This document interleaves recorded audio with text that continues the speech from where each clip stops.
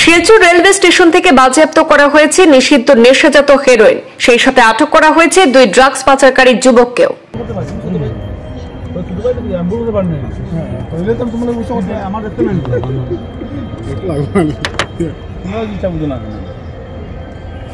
মঙ্গলবার রাতে গোপন সূত্রে খবরের ভিত্তিতে ড্রাগস বিরোধী অভিযান চালিয়ে শিলচর রেল স্টেশন থেকে 2 ড্রাগস পাচারকারীকে আটক করেছে পুলিশ।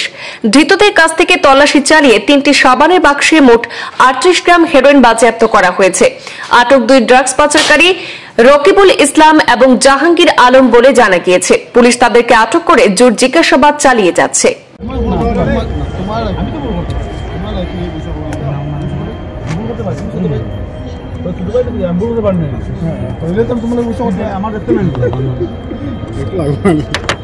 আমার